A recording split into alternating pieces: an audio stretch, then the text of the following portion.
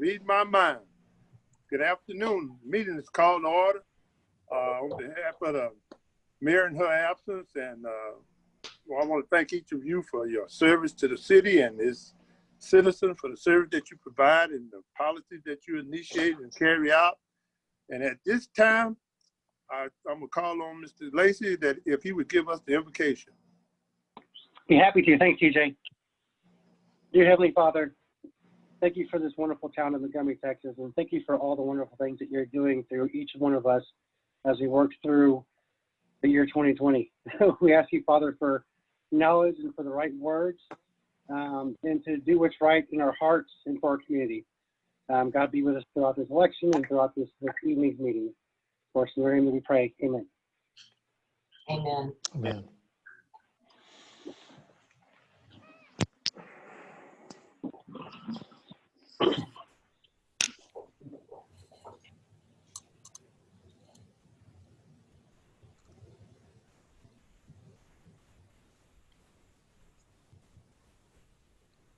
This is the flag of the United States of America, and to the republic for which it stands, one nation under God, indivisible, and with liberty and justice for all.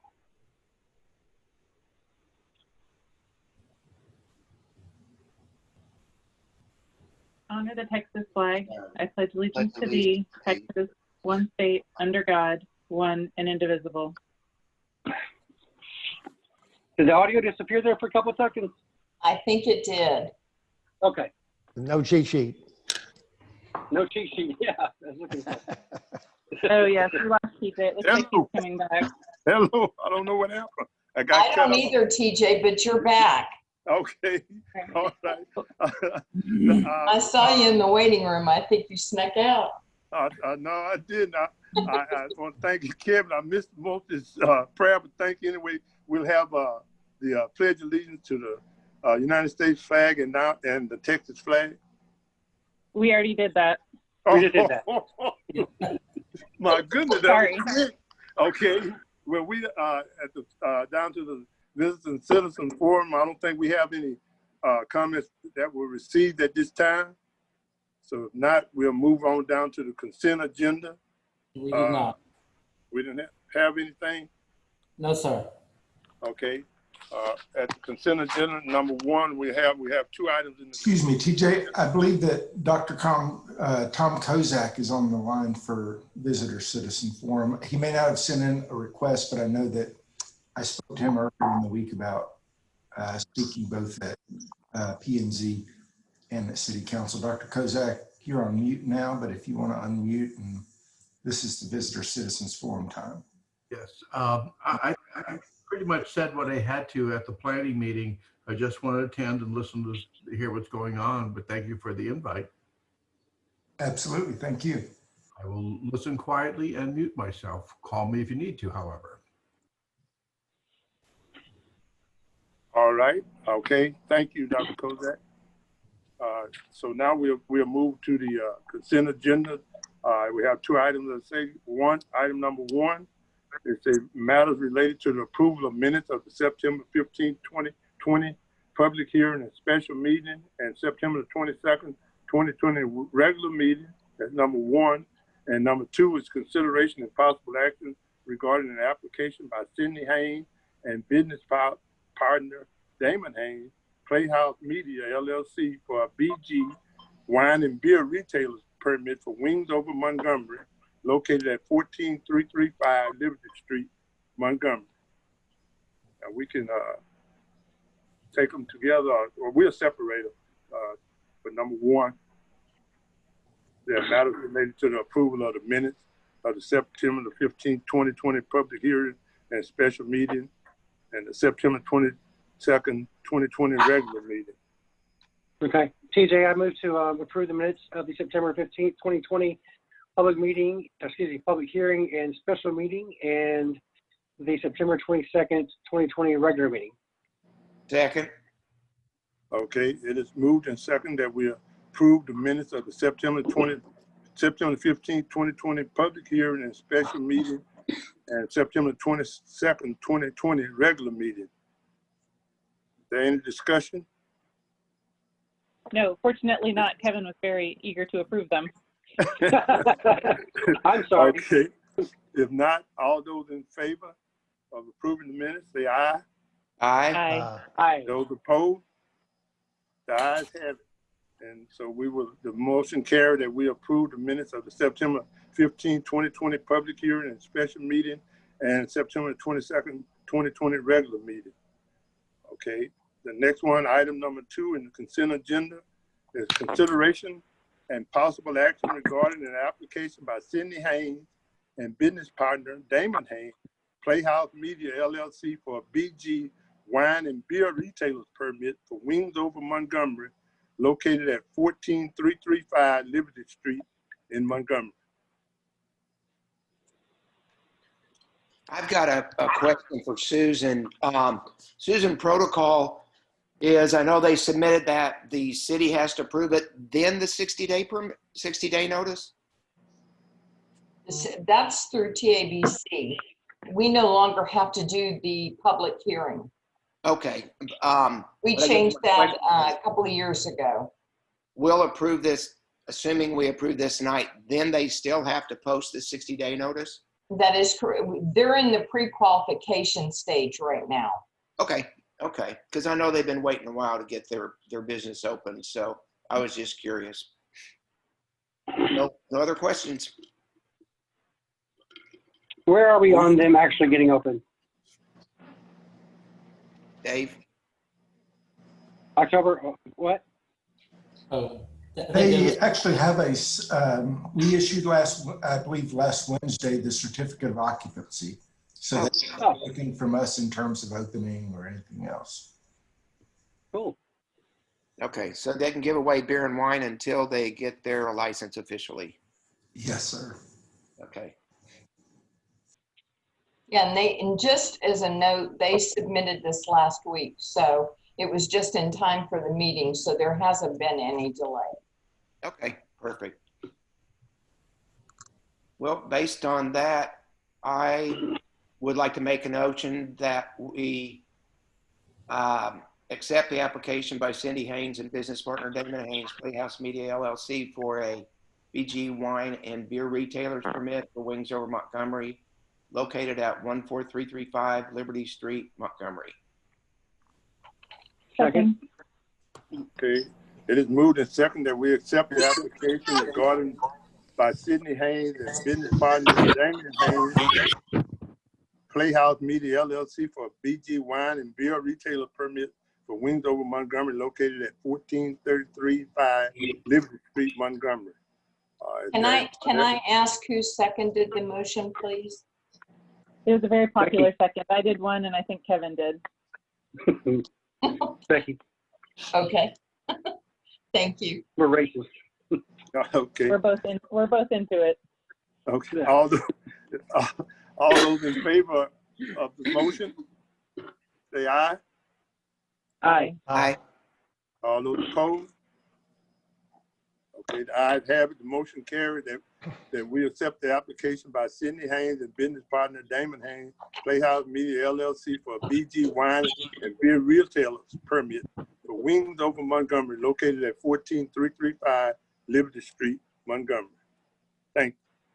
All right, this is consideration and possible action. Item number 3 say consideration and possible action regarding the presentation of Town Creek Watershed Study by William Cotlin, PE of BGE. Okay, and we have Mr. Cotlin here to give his report tonight. Also, City Engineer Chris Rosnowski is on to, following the report, to explain what the next steps are, follow through with the Bill. Yeah, let me get my screen up to share with you real quick.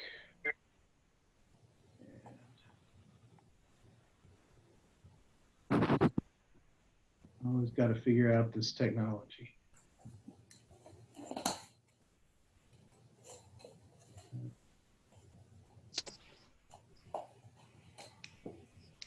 Getting the right screen up.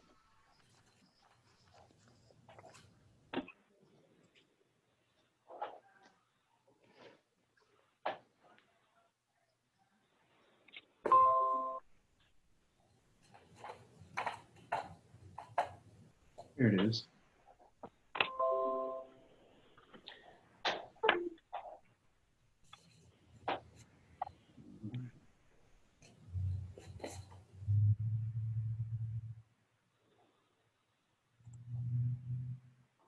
Okay, I hope you guys can see that slideshow now.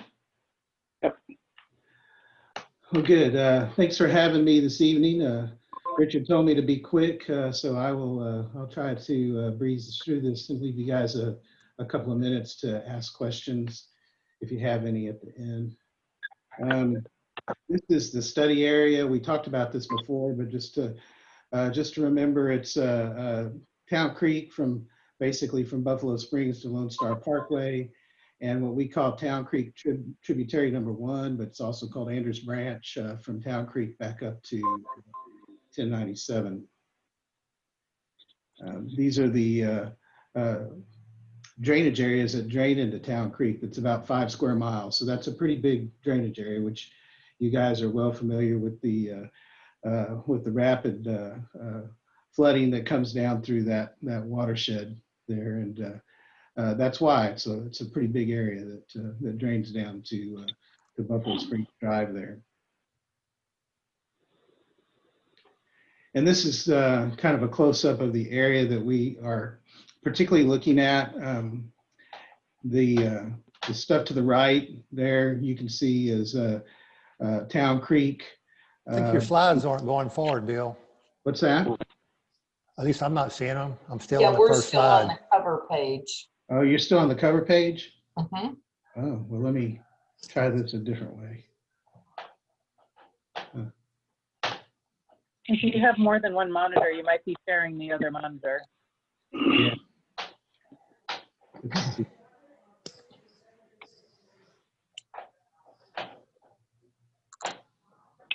Okay.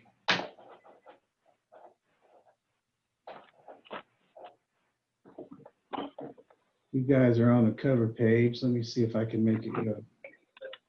Did that go?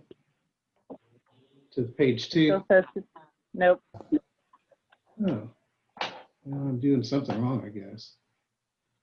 Just stick on that page. I'm fine with it, even if we have to see your slides on the side. Okay, well, apologize for. Let's see if I do it here, maybe it'll work. How about now? No. Still no? Strange. But we Okay. have it. We have it. Sorry about that. I'll turn that off then and just talk to you. Okay, now, oops. Oh, you got to come up. It came up right as you went off, Bill. Let me just put up one slide and see if I can get one slide to come up that will be helpful. And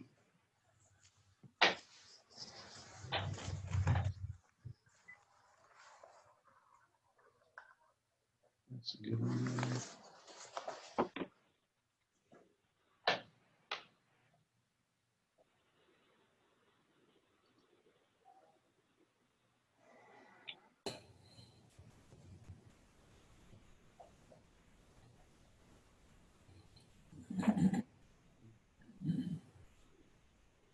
So can you see that slide?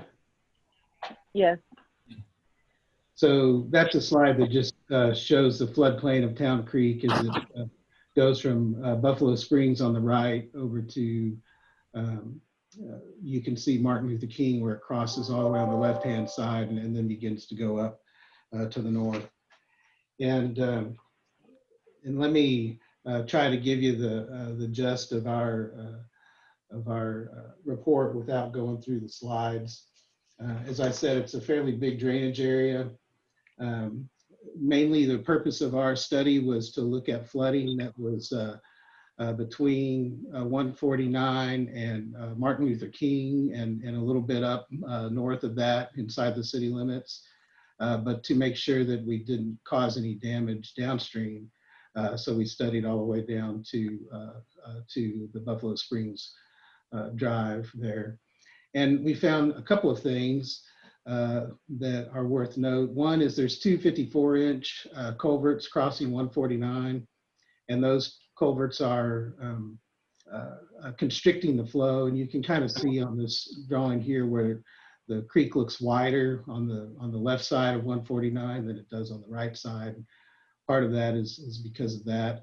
Another part of it, a second problem, is the creek it's very thick in there with the trees and underbrush, and there's not very much cross section to the creek there between 149 and Dr. Martin Luther King Drive. And so those are the main two items that we found as far as flooding issues. We also found that there were some high velocities downstream, particularly at 149, but also down as you're coming up to Buffalo Springs Drive. There's been a lot of erosion down there, and the erosion stretches all the way from Buffalo Springs Drive up to the intersection of Andrews Branch and Town Creek, and then a little bit further upstream on either side from that intersection. And so that erosion, if it's not stopped with some kind of improvement, will continue to move its way towards the Lone Star Parkway and Ples Morgan Drive. So those are the main items that we found, and we are recommending. We looked at two options to see which one would be best as far as improvements. So option number one is to put two 10x4 box culverts across 149 in lieu of the two 54-inch pipes, and to clear and widen the channel of Andrews Branch from 149 up about 700 or 800 feet towards where it comes into a clearing there to get some improvement there. That will bring down the water level between 1 foot and 1.5 feet during the 100-year storm. Currently, even a 10-year storm will flow over the top of 149. This would change that to be a 50-year storm would be the one that would flow over 149, and everything smaller than that would not.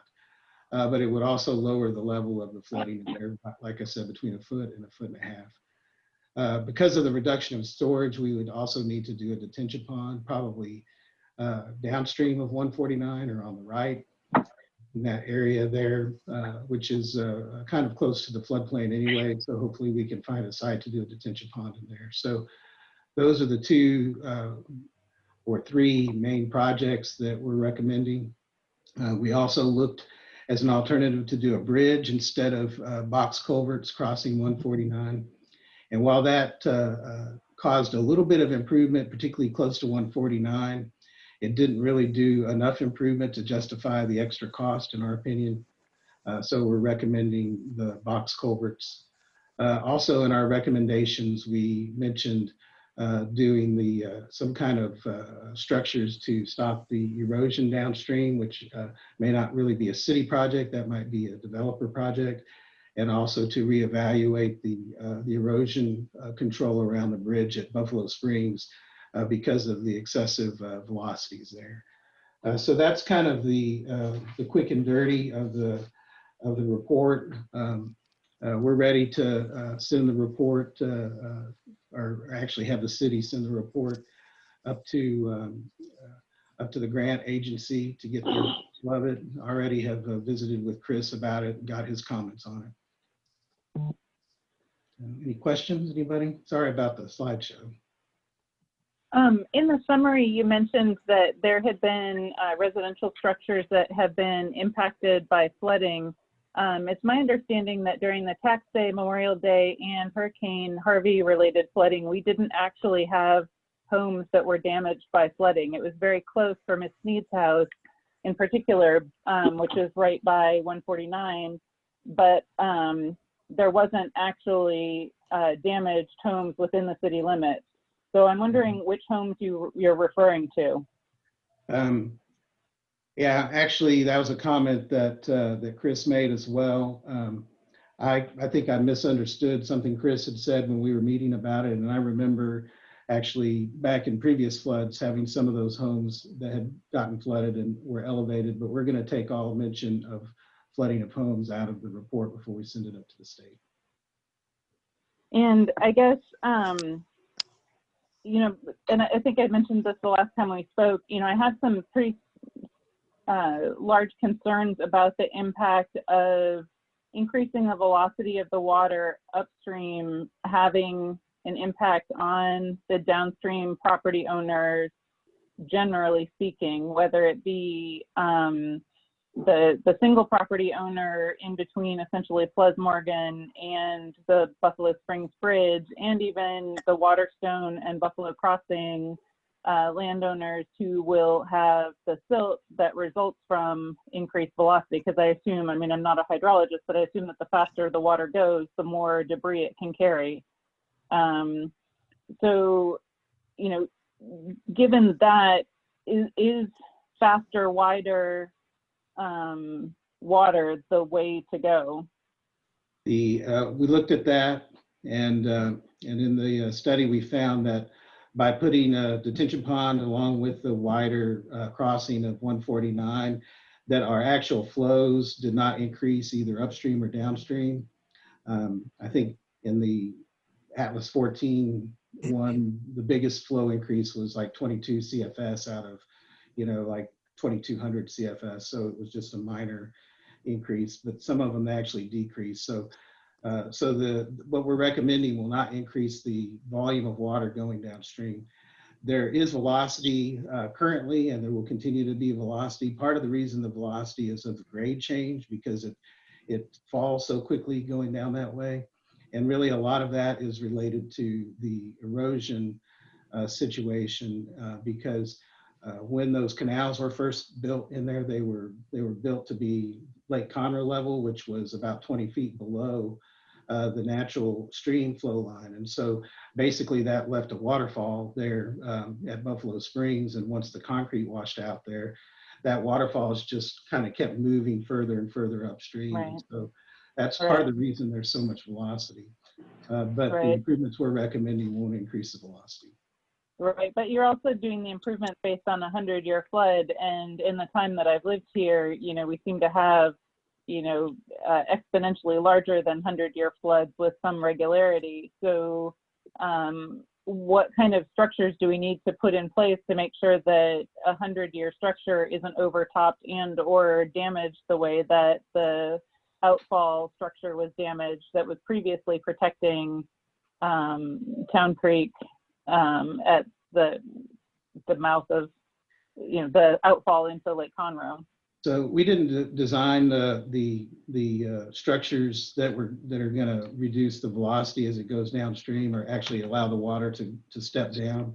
But basically what we would do is where, like I said, it was a 20-foot fall, instead of having one 20-foot fall where all that energy falls in one place, like the Niagara Falls, what we would do is step it down 3 or 4 feet at a time, over a distance, with structures that would dissipate that velocity in smaller increments. But that gets to be a larger area with, and we're talking about prime commercial / residential private property. Yeah, this would be in the actual creek. So these would be little step downs that would be for example, you'd probably need 3 of them in between the confluence of the 2 channels and before you get to Ples Morgan. So east of Ples Morgan Drive or southeast of Ples Morgan Drive, you'd have several step downs, and then you would have several step downs between Lone Star Parkway and the same place on that branch in order to stop the erosion. Why not hold the water back further up in the 5 acres of drainage area above MLK Drive that is the area that causes, or that's sort of where we notice that it's a problem, but obviously there are places where it's cheaper land, less worry about erosion, et cetera, that you might be able to catch this water prior.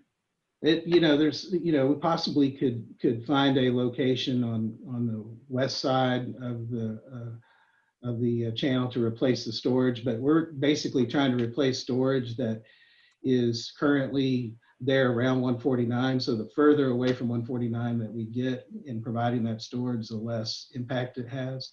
And so that's why we picked a spot that we did. But that's, once that gets into design again, that can be relocated depending on, what landowners cooperate better and where, where we find the land is least expensive.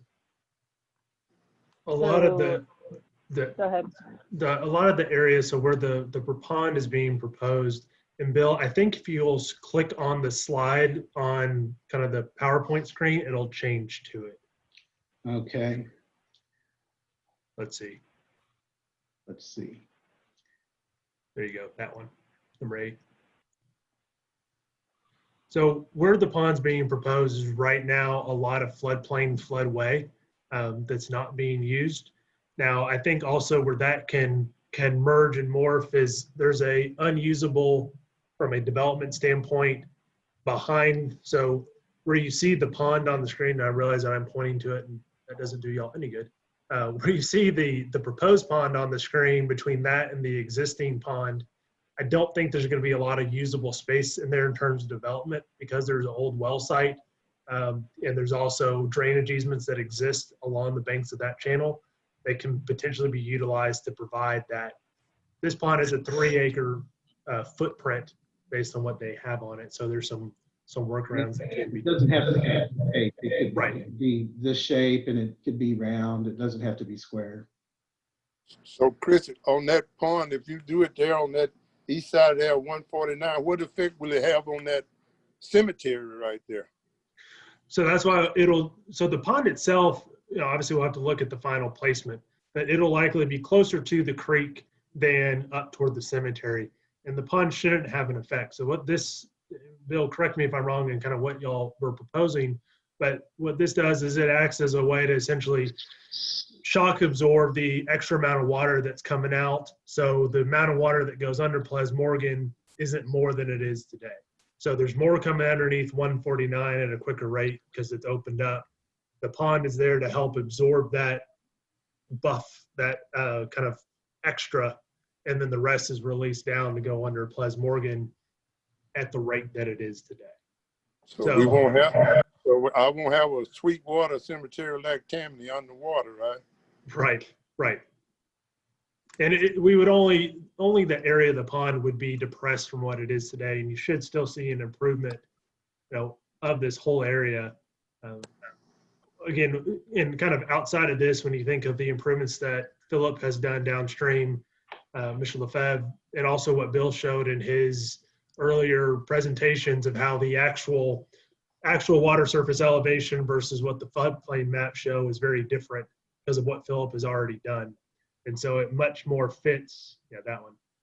So on that one, did y'all start from behind that Lincoln School and come all the way around that branch? Say that again?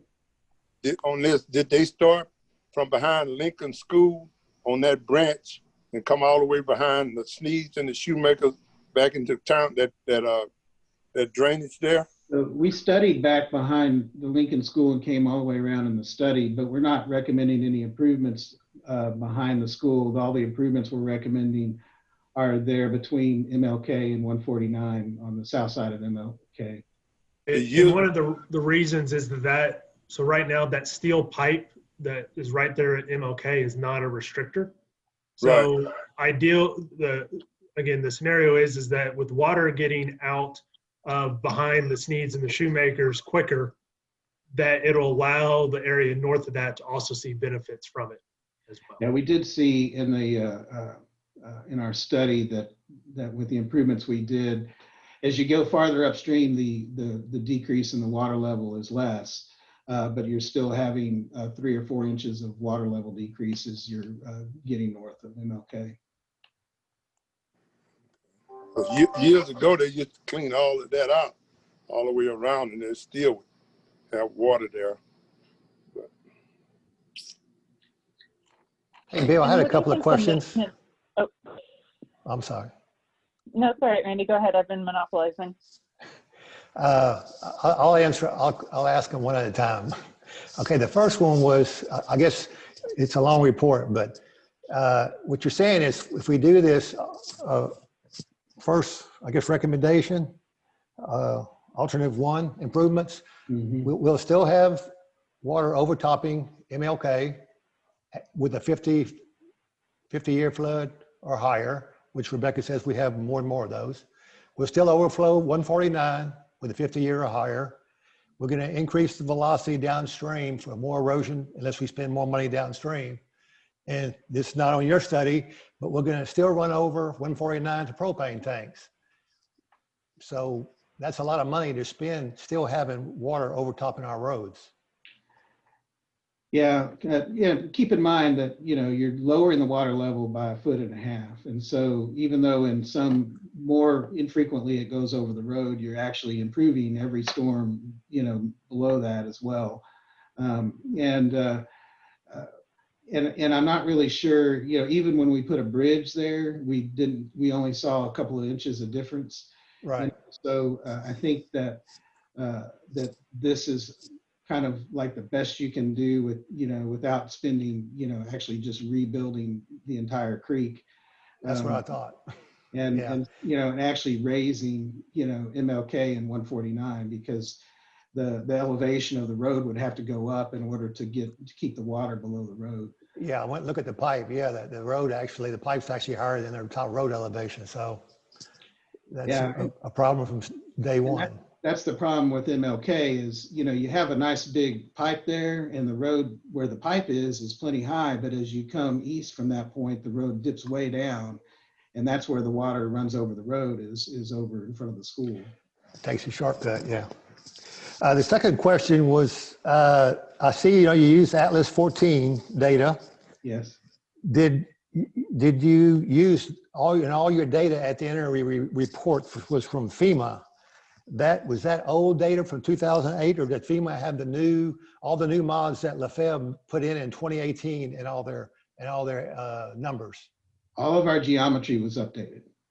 So it included all the mods from the developer. And we also updated our hydrology. We looked at their hydrology just to compare, but we and it was very good actually for the hydrology side of it. It matched pretty well with what we came up with. But we're up to date with current topography. Okay, and I noticed you went past the bridge, Mm-hmm. and you had some comments about the bridge and riprap and all. And when I was looking at it, I noticed we added those big 4 pipes, 2 on the north, 2 on the south, to gather the water and bring them in below the water level. Mm-hmm. It looks like the water level. The pipes are actually below the silt level, about, I'm not sure how many feet, 2 or 3, 4. Did you see that also? I didn't look at that. So if that water can't really get out, of course, you got to do the calculation of how many head feet, and if it can push the earth away during a big rain, that water will not go through those pipes anymore. So. And what we're seeing is that it is pushing its way out. So when we go out after the big rains, you can see the trails coming from those ends of those pipes where it has pushed that out, because that is such fine material down there at the bottom that it's still pushing its way through. So it'll clear the whole pipe or just a section of it? I don't know that for sure. So you can definitely see where it's leaving the pipe and coming through. Now, we have not sent a camera down there or seen kind of what the condition is inside before and after, but it is working its way out of those pipes during those events. Because erosion was a big factor, like you said, and I think that's a point I saw where once you increase the velocity past to the east side of Ples Morgan, you're going to run into a problem where it meets in the Town Creek right there on that current, and it's about to, I guess, erode through the first pond on the corner right there. Yeah, it won't be long before that pond's gone. So and as we speak today, they're building another pond. So there's a lot of changing conditions in that whole developed area. That's going to be even more so in the next 2 or 3 years. The big pond that's on your screen now, it's kind of on the right side. They're actually building another retention pond for the next one higher to the right, that one.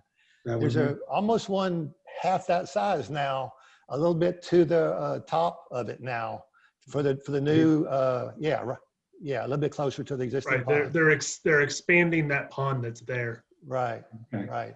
So there's a lot of changes there, and I guess what I'm looking at is with so much development in that area, and then we're not looking at the area between 149 and the bypass on Town Creek, which is a bad area as far as water flowing under the propane tanks. I got pictures of that in a rapid flow, and I'm hoping a log never flows under those propane tanks and it actually hits the small piping that's pressurized, because we will have a propane incident if that happens. But the water flows under those propane tanks. When you see it flow over 149 at MLK, it's flowing also closer to town by the propane tanks. And Philip told me actually the propane tanks have floated off the stanchions before. And that should be a red alarm for anybody in this town. But I know that's none of your stuff, Bill. And my other question, and I'll get with Richard in a minute about the scope of what you did. You did what you're supposed to do, I guess. You went up to the bridge, maybe a little bit past it, but I have questions about why the rest of it wasn't in the scope, because some of the bids had it in their scope. And to me, it's important to have that portion in the scope also. To me, this system, you just can't nitpick little pieces of it. Like you just said a minute ago, it's a bigger entity on its own of how we manage this water. Not saying it doesn't need to be done. It definitely needs to be done. Well, we did the hydrology for the whole watershed, so we have a model that can easily be, modified to look at the rest of Town Creek. But that's not what the grant was based on. So we were answering questions for the grant with the model that we've got, but it wouldn't take much to go and look at the rest of town. So who applied for the grant? The city. So the city asked to only have this narrow scope. So with the GLO process, they are limited to, or it's scored based on low to moderate income households. So when you include the affected population on Anders Branch, our Trib 1 that goes up across MLK, and then you compare that to the low to moderate income household population on the other branch, the requisite is you have to use 70% of the money for 51% low to moderate income, I believe is the numbers. So we could not look or do work on the main channel of Town Creek because it is over the low to moderate income threshold for where you spend your funds with this grant. Okay. So it had to be based on this channel. And that's why with the GLO grant, it's for drainage improvements that affect this area, water and sewer and paving improvements that affect this area. And then the one thing that was disaster related that could fall outside of that was the generator at Water Plant 3. And so you had a small portion of the total funds that you could use outside of an LMI area, but it was only, I think, a small percentage of the total grant. Okay, yeah, that puts it pretty clear. Because before I was trying to figure out why the scope was so narrow, not based on private property or public property, because I think all this creek is all pretty much on private property, right? Correct. Yeah. Right. Other than, existing today, other than the stretch between 149 and Ples Morgan, there's no easements or anything like that for that creek. Now, and you couldn't use the money that we have also for those erosion weirs that Bill was talking about at the verge of Tributary 1 and Town Creek then. We definitely couldn't put the weir on the one going toward under Lone Star Parkway. We have more of an argument, which I think it's still worth having. Well, that's what I'll get to the continual conversations with them to see if there's something that can be done, or at least partnering with what should be done on that tributary that goes underneath Ples Morgan. But the other one is out just because of there's too many non-low to moderate income households that are upstream. Yeah, so we pretty much, with the GLO, we pretty much have a very narrow scope on. It's very specific what you can and can't do. And, that's really the next step on this and kind of what Bill alluded to. So we'll take this now that we have it and go to Grant Works and the GLO and get their environmental clearance and their blessing to go forward with the concept of this. We'll also go to TxDOT. I want to talk to them to see if, when you look at the cost estimate for this that Bill and his team put together, the redoing those culverts and redoing 149 was about $250,000 to do those 2 10x4 boxes. Now, maybe that's something that we could get TxDOT to include in their scope of the 149 improvements project here in the next few years, or at least a portion of, and then we have more funds to use elsewhere instead. Right. But it really kind of depends on the timing, because if we go and we do channel improvements and other things, and then the TxDOT project gets kicked down the road, and we didn't address kind of the most kind of crucial piece of the project, it doesn't do us much good. But I think you're jumping the gun, Chris. I mean, we haven't really addressed whether this is the direction that we want to go. I mean, I think Randy's comments that none of this actually fixes the problems that were addressed. We haven't talked at all about the long-term maintenance problems and capital problems that this might be creating. I think that this is one way to look at it, but this isn't necessarily the only way to look at this. And again, we're not fixing the problem that was identified. And I think that that's a big problem when you're looking at spending over $1 million. Do we even want to go forward with this is a bigger question than we can just, you know, we don't just go to GrantWorks and say, hey, we're spending this money because this is what our study identified. Now, I think it would be incredibly irresponsible without a little bit more investigation of what we're tying our taxpayers to long term and what the long term implications are of not fixing our problem and some of the issues that Randy brought up in terms of the implications of changes that are still occurring on private property. They also are doing a study too now. That's all along correct. Town Creek. That's correct. So there's a separate study for Town Creek that's being done with the development that's going on and what needs to be done to stabilize further Town Creek on their portion of it. And that's why, you know, the key of what we were trying to solve with this was really the portion north of 149 and how to get the most improvement there and not negatively impact downstream. So that's why you see, you know, the culverts and the improvements upstream and then the detention pond to help buffer that impact downstream of it. But yes, you know, it does, the bigger question is, you know, the entire Town Creek watershed we know is an issue. And when we're there, I did meet with TxDOT today and got an update on their clean out and the culvert work right there at the propane tanks that we just talked about. But again, the scope of this was where the GLO funds can be used. But yes, I agree with your point is long-term, make sure that this is the right way to go to use these funds. Right. So I don't disagree that, you know, Project A was better than Project B. I think the bridge is, no offense, a silly idea because it doesn't really change the fundamentals all that much. Like you said, it's only an extra inch for, you know, $100,000 or whatever. But really, you know, is this the direction we want to go at all? What does it cost us long term? You know, is this one of Bickford's free horses? You know, the grant money's free, but what does it cost us? What are, you know, and we've told Mr. Lefebvre all along that this erosion is his problem. So he's been dealing with it. And then all of a sudden we're saying, hey, we're the government, we're here to help you.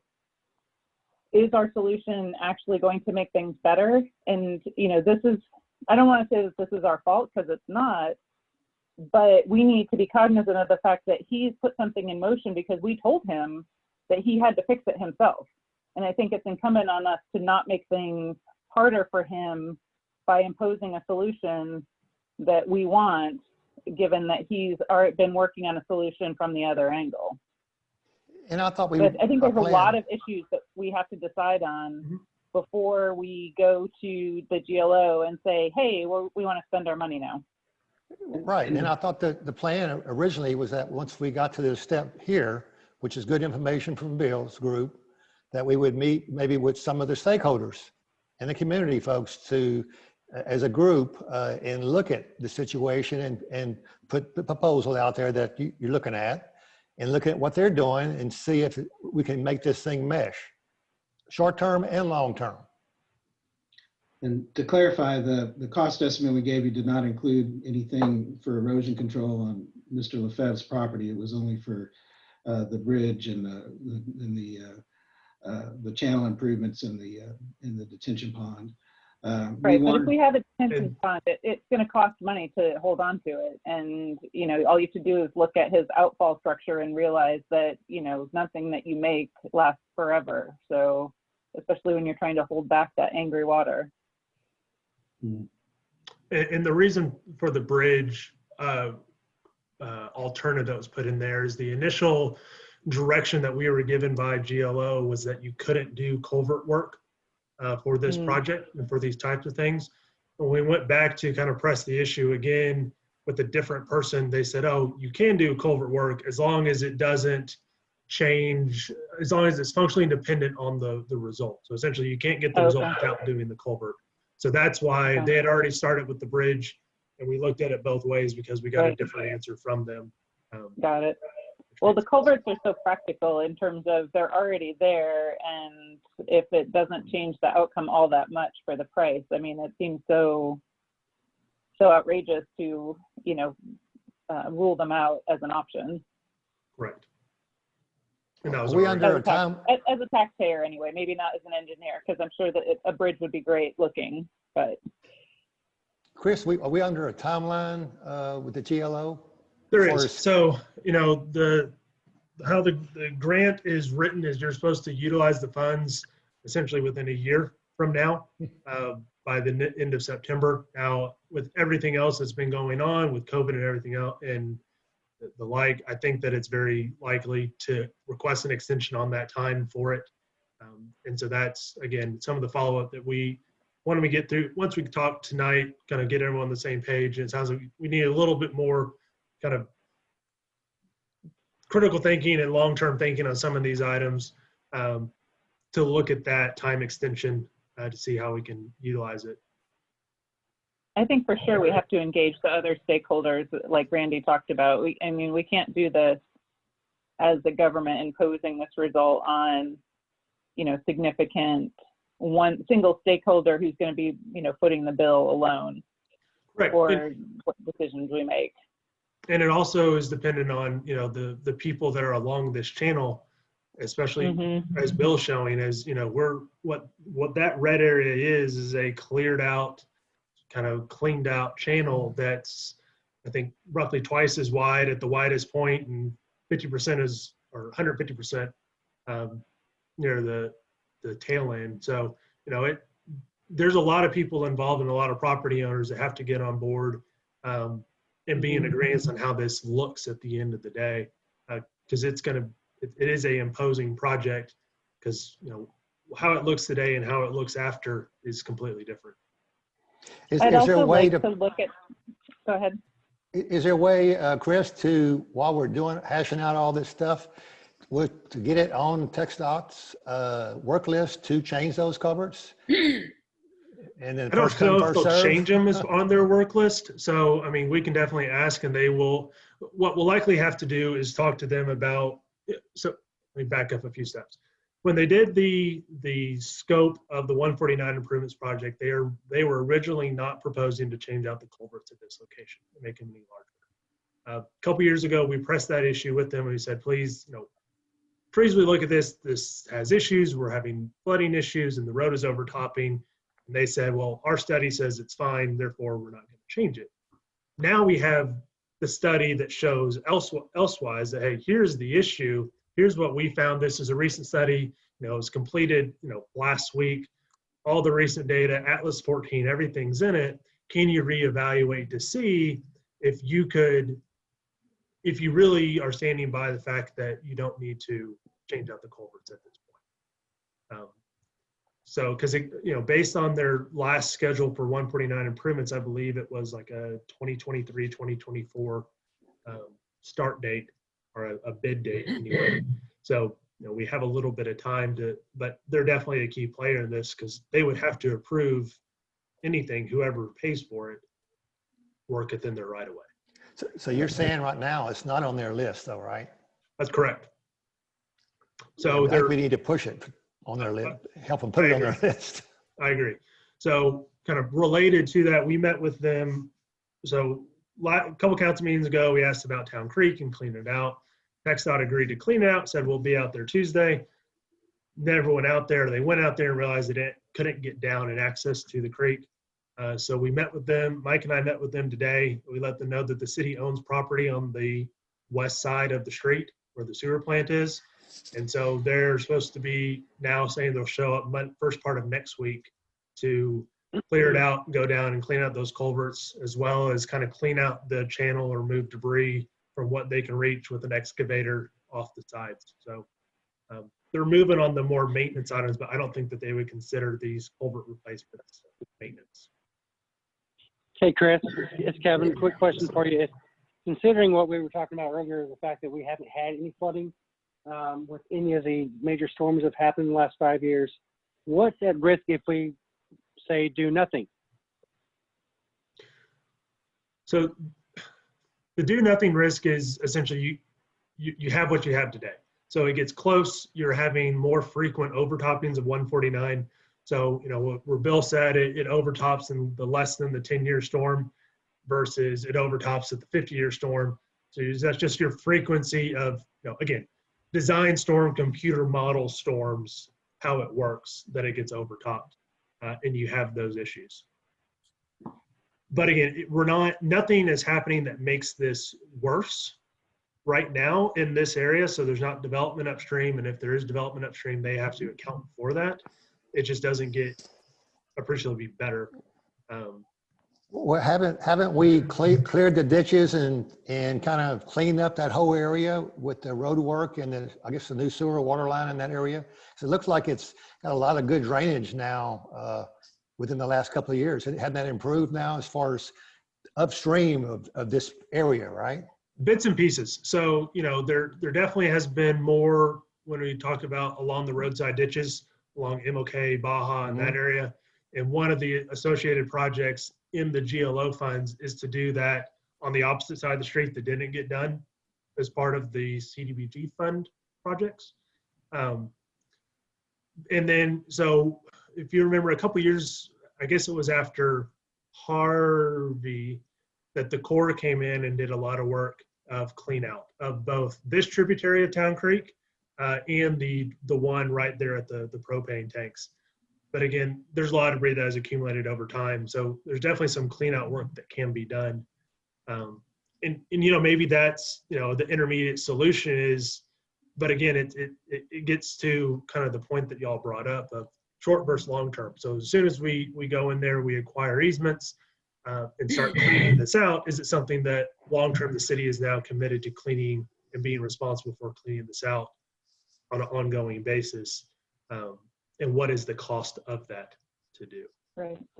It was actually the National Guard, but also could we look at, over on the other side of MLK, building a new detention pond rather than relying on between Ples Morgan and in where Philip is building, and maybe we catch the water before it starts overtopping MLK. If it doesn't overtop MLK, then maybe it doesn't overtop 149. And if we catch, if the water goes more slowly into that area, perhaps it's less of a problem before it even gets into the city. Correct. So, the other idea was, sort of a weird question, but build our detention elsewhere.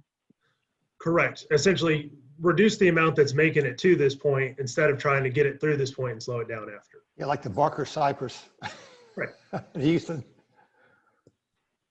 I was going to say, it's worth anyway thinking about if the water's consolidated enough at a location or maybe two locations where it'd be worth trying to catch it there instead of, again, looking at all of these changes that we're talking about.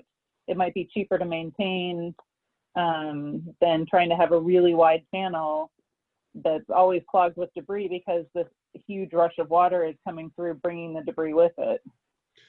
Yeah, and I know, so I had some conversations with Bill and his group, and that was one thing they looked at least preliminarily, was a pond further upstream. And what we can do is we can regroup this week and see, kind of dig into that a little bit more. I know that there wasn't as much benefit I don't remember what the actual result of that was that they said. Right. Bill might remember. But we're looking at the present value of the long-term cost of it, both capital and maintenance on it. And, you know, if we're trying to fix the problem of, you know, not necessarily, you know, just this one thing or that one thing, you know, maybe it's 4 ponds, and what's the present value of that cost plus maintenance? And I don't know the answer. Right. Land is a lot cheaper out of the city limits.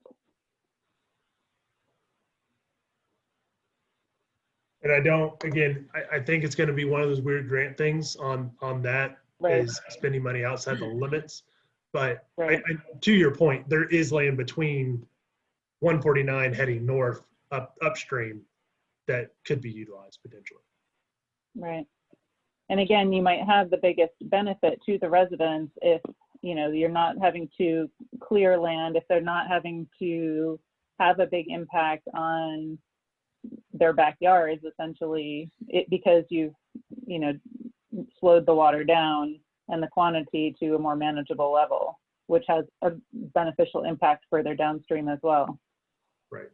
And yeah, we'll get with Bill and his group and kind of look at some different alternatives. If, you know, even if it's just selective clearing underneath within the channel, getting out the underbrush, getting out the dead stuff and opening it up, along with some of the pond work upstream to help slow it down and detain it, so it's backfilling into those areas versus filling up. Right.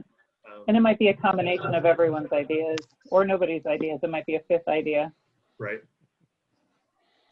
Hey, Chris, as far as I'm sorry, go ahead, Becky. I'm sorry. No, I'm done.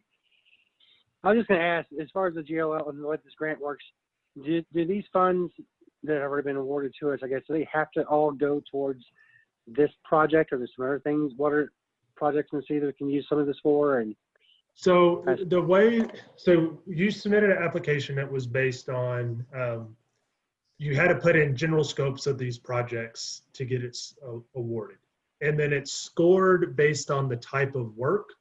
And then it goes kind of down the line from there. So with this, how this one worked was a little bit different. And I'm not going to try, I don't want to try to give you the Cliff Notes version because it's complicated. But you were awarded the amount of money of the grant due to the amount of damage that you had during the 2015 and 2016 events. I think it might have just been 2016. So what happened is Montgomery County was given $24 million from the GLO to distribute to the cities and other entities within the area. So they took a chunk of that, let's call it 13 million if my memory serves me right, and they're doing that to buyouts. So that's a county program where they're buying out flooded homes. The rest of it, they distributed between Conroe, Magnolia, Montgomery, Cut and Shoot, Patton Village, and all the other small cities around.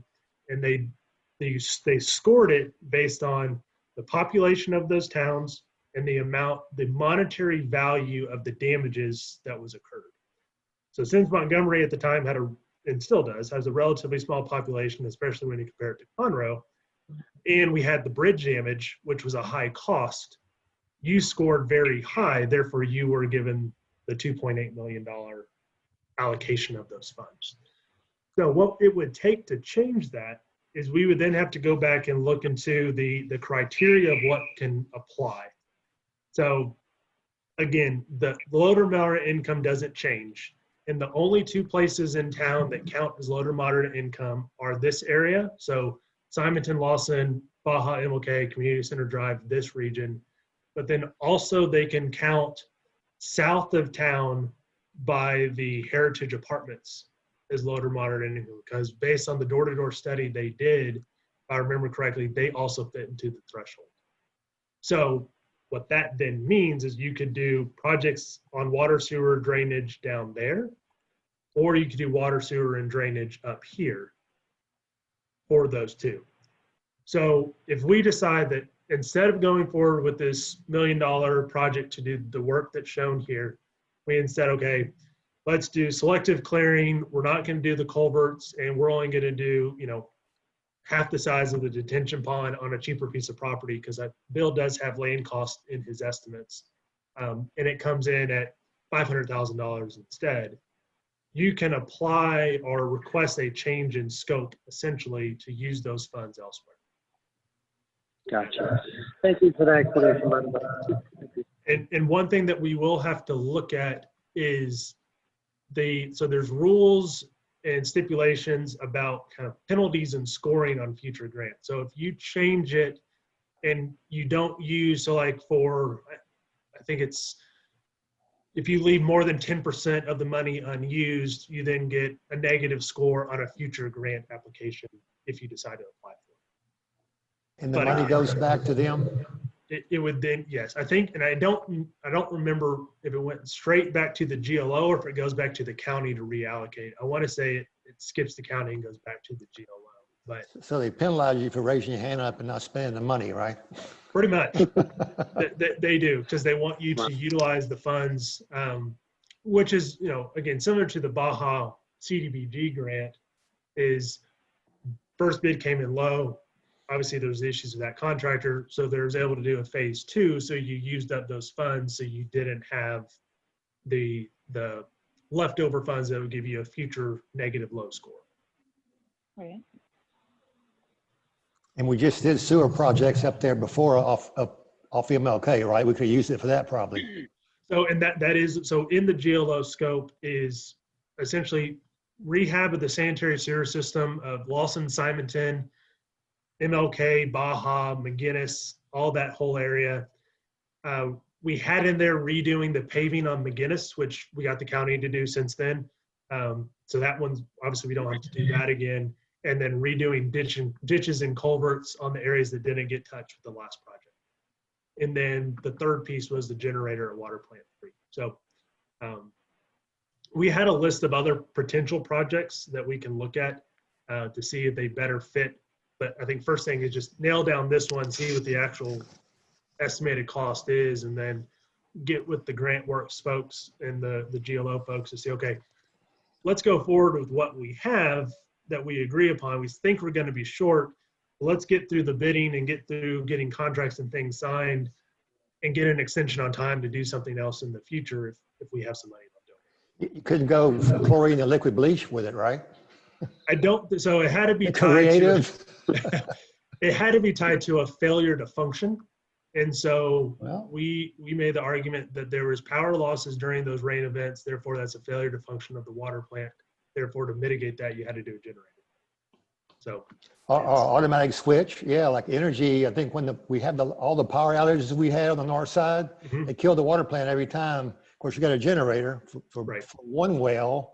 If that well's down, we're dead in the water still. Right. But there's a manual isolation switch by the cemetery off of 1097 that they have to go out once they arrive at the scene and figure out what's going on and have to close that isolation to get power back to our water plant. So things like that, I guess we need to maybe look at being maybe creative. Maybe it's not a good word, but It is. It's, you have to be creative and making sure that you're following within the guidelines of the grant, that you're using the funds appropriately.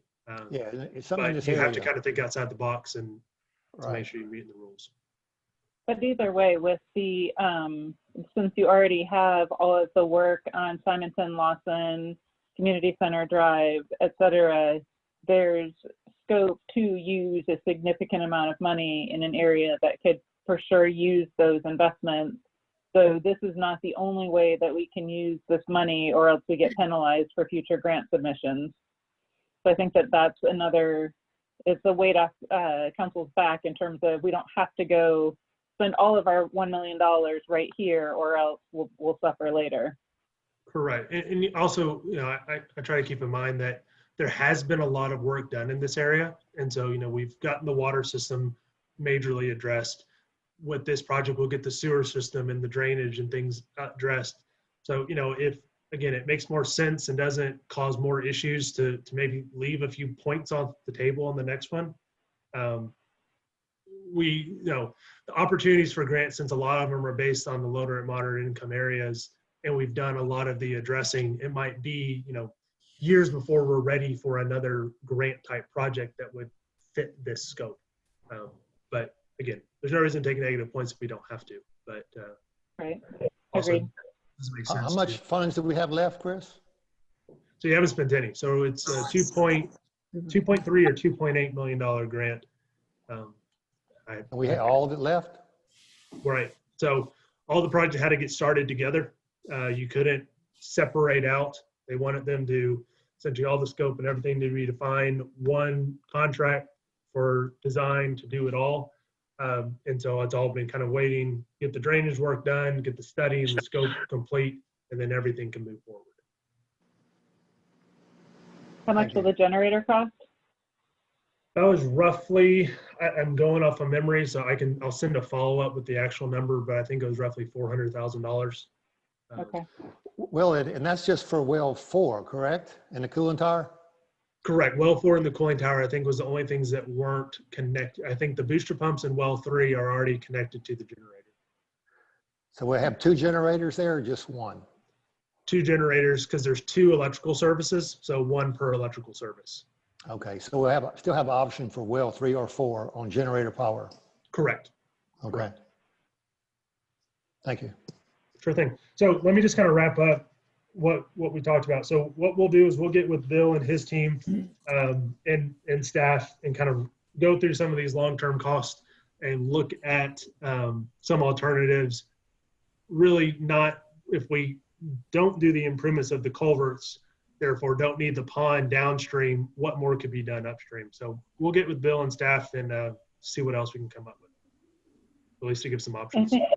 Do we want to be prepared to do the culverts just because, I mean, I hate to waste money, but if you're talking about a negative score and that takes a chunk of change and it's 2 to 4 years out before they let the project, I mean, should we do that one if we decide to go forward? Is that one we should just pay for with our grant money? That would be, I would say so, because you also don't have control over TxDOT. And so if, and I think in Bill's priority list, I think he had, culverts are the most, then culverts, clean out, and the detention pond. And there's really no reason to do the detention pond if we're not doing the culverts. So, and I don't think that we can really, I'm not gonna say not rely on TxDOT, because TxDOT has been helpful, but their timeline can move. Right. That, we could be waiting here for multiple years, waiting for the culverts to be done and waiting for the benefit of everything else we did. Well, I mean, even in theory, if you did my crazy idea and built, 20 detention ponds upstream, theoretically, if Montgomery develops all up in there, you could still have additional runoff happening, and larger culverts would help. Larger culverts will also relieve some of the pressure from flooding right in that area, like Bill's first chart that he showed us. So it seems like, even if we're not increasing a lot of velocity from clearing the channel, so it's, like a flume, you might get a little bit of, from Miss Need to the hatchets, et cetera, that you get a little bit of relief right in that area where there is a lot of risky flooding. Right. So it's just a thought. Yeah, no. Although, given our difficulty in giving TxDOT anything, I don't know, would they take our culverts? We'll see. But A lot of good work, Bill. Well, thank you. It was great being with you guys again, and I'll get with Chris and staff, and we'll check out some of these other options. All right, thank you. Hey, Chris, look, before you go, let me ask you just a little simple question. Between MLK and Lawson, is that Town Creek or that Acres Creek? Between MLK and Lawson Simonton, that is, so Bill calls it Trib 1 in his report. We also refer to as Anders Branch. And then Atkins Creek is the one over there by the Terra Vista subdivision in 1097. Okay. Okay. We have one of Bill's drawings there. If you look close at it, it did say Town Creek on that tributary. Right. But you might have covered up with the red color, the tributary word. I don't know. Right. Yeah. And doing your research on this, did you ever find a branch called Dock Branch? I didn't. You didn't? Where's that one supposed to be?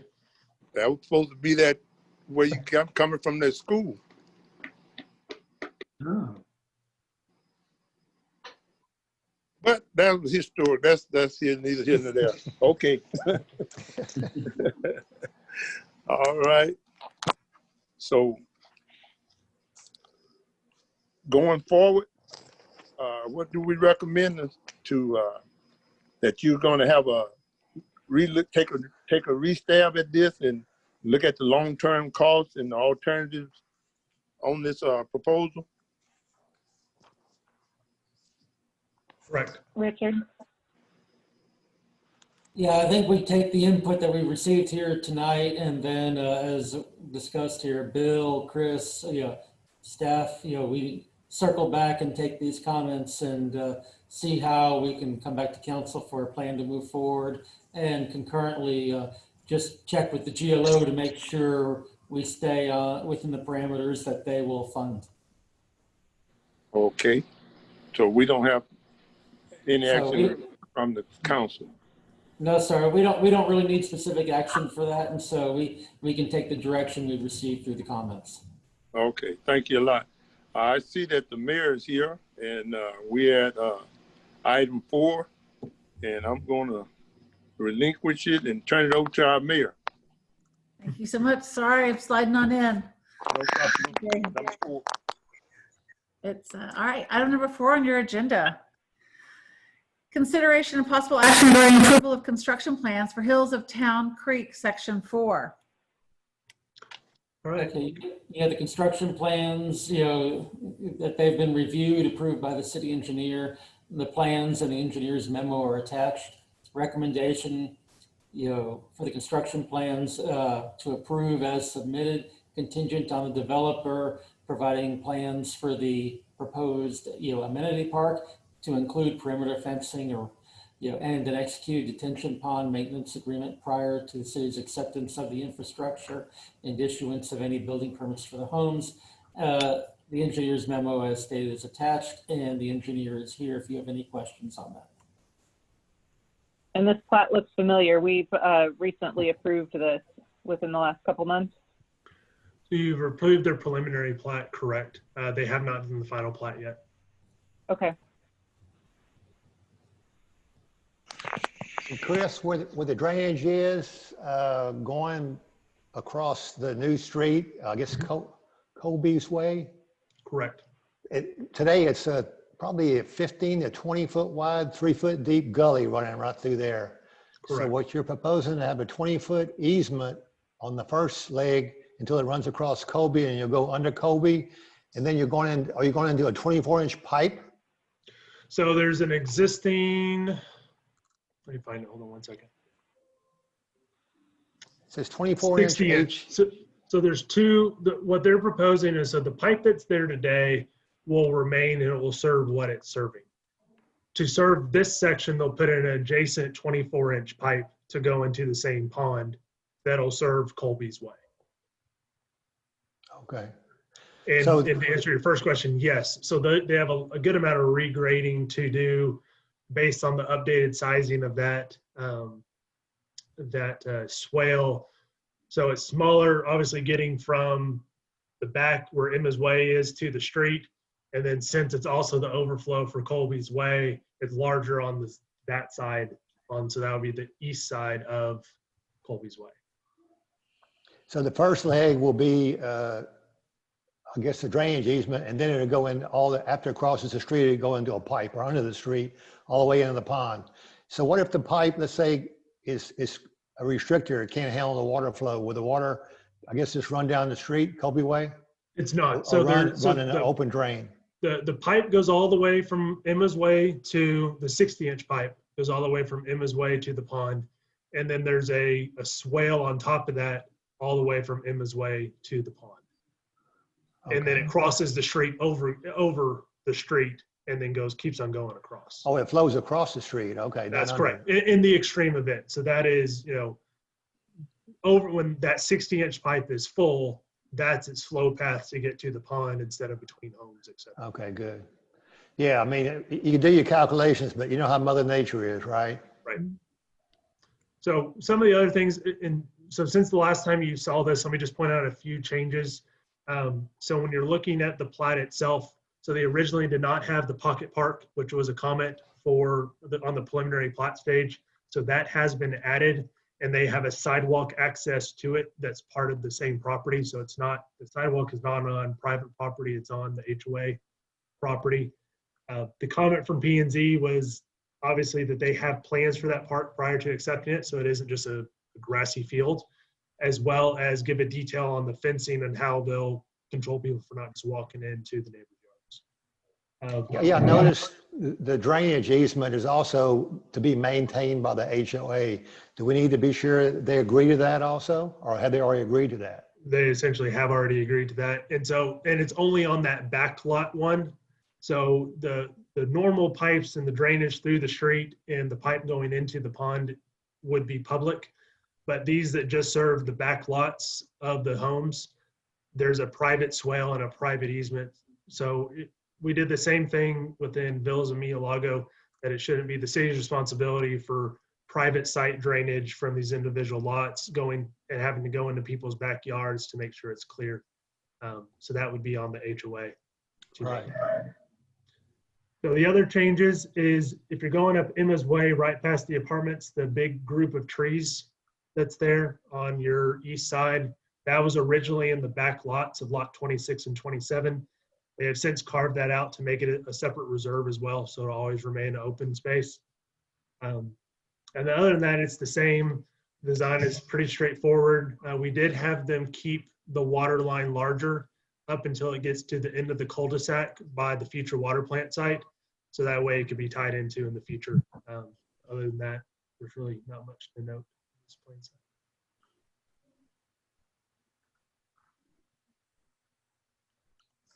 Well, I appreciate P&Z's work on this. It seems like they spent a lot of time thinking about it. Well, if there's no comments. Okay, I'll move to approve the construction plans as submitted contingent on the developer providing plans for the proposed amenity park, including perimeter fencing and an executed detention pond maintenance agreement prior to the city's acceptance of the public infrastructure and the issuance of any building permits for the homes. Second.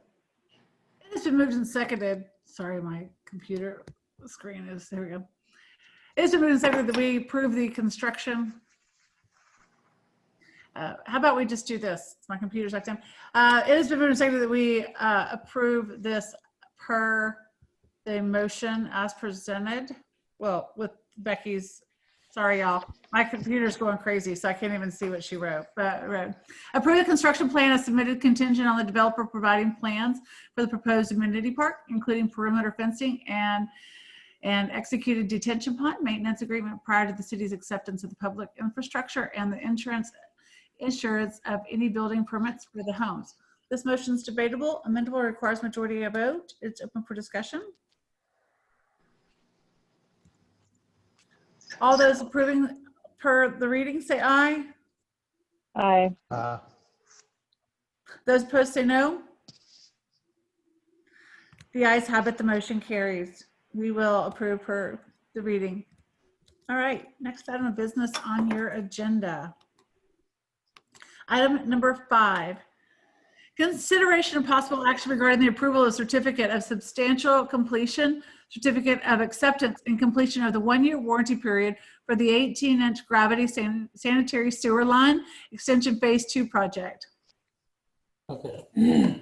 The timing of certifying completion and accepting this project was delayed due to the construction pace of the lift station number 1 project. The line was tested. It has been in service since October 2019. Following the completion of lift station number 1, the gravity sanitary sewer line was retested. All necessary documentation was provided by the contractor on October 20th, 2020. Chris, since you're here tonight and due to some of the uniqueness with this and how the personnel have changed on council, I think you might want to cover this one with that in mind. Sure thing.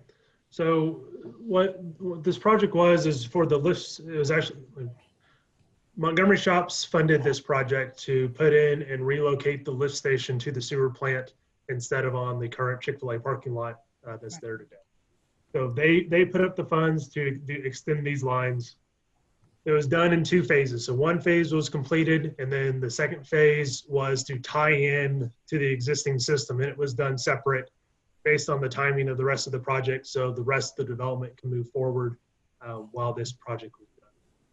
So when this one was completed and they pulled the plug is when the lift station project was online. So since it was completed back in October of 19 till a couple weeks ago, that the line that is in was full and surcharged due to how the bypass system was working for the plant. So now that the lift station is done, it's been operational, that line is no longer surcharged, so they're able to do their testing, which included 2 tests. So one was called a mandrel test. So they run a fixed object through the pipe to make sure that it's still in round, that it hasn't been smushed or anything over time.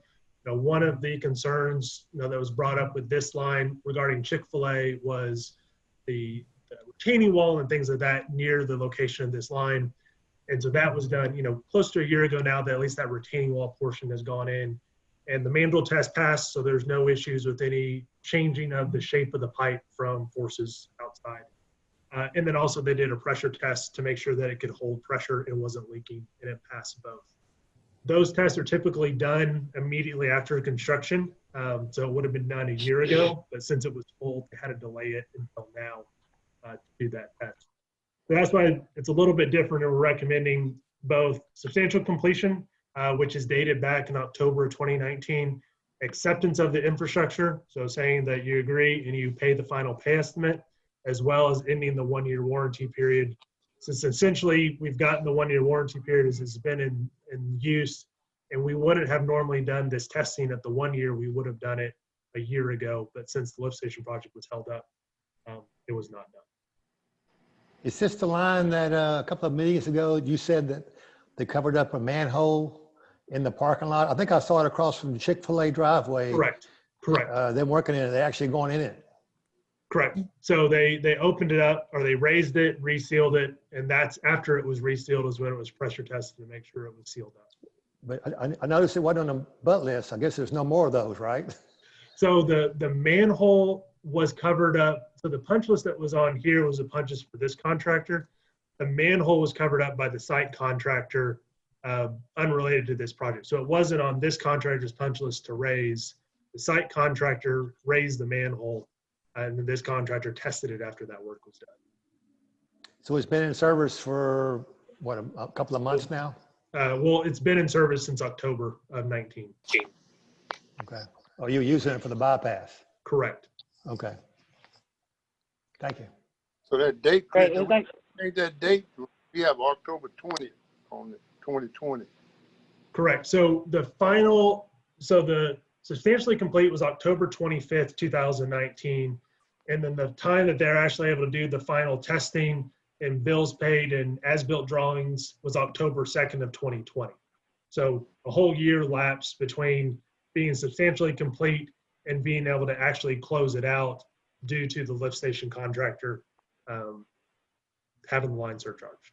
Okay. and I mean, this was a big deal in terms of the timing and the choreographing of getting the line moved so that Chick-fil-A could start building. It was very important to them to get open on time. They were very, very interested in that. So everyone was working extra hard to make that happen. Yeah, and the contractor was willing to hold his, essentially he didn't fight not having to wait to do a test a year later. I assume that contractor does more than just the Montgomery Chick-fil-A for Chick-fil-A. It was probably worth maintaining a good relationship with that developer. Right. So. No questions. I'll make a motion to approve the certificate of the substantial completion, certification of acceptance, and completion of the 1-year warranty period for the 18-inch gravity sanitary sewer line extension phase 2 project. Second. Second. It's been moved and seconded that we accept the certificate of substantial completion, certificate of acceptance, and completion of the 1-year warranty period for the 18-inch gravity sanitary sewer line extension phase 2 project. This motion is debatable, amendable, and requires majority vote. It's now open for discussion. All those in favor of the certificate of substantial completion, certificate of acceptance, and completion of the 1-year warranty period for the 18-inch gravity sanitary sewer line extension phase 2 project, say aye. Aye. Those opposed, say no. The ayes have it and the motion carries, and we will approve the certificate of substantial completion, certificate of acceptance, and completion of 1-year warranty period for the 18-inch gravity sanitary sewer line extension phase 2 project. All right. Next item of business on your agenda is item number 6. Consideration of possible action regarding approval of certificate of substantial completion for the Stuart Creek Wastewater Treatment Plant Lift Station Relocation Project.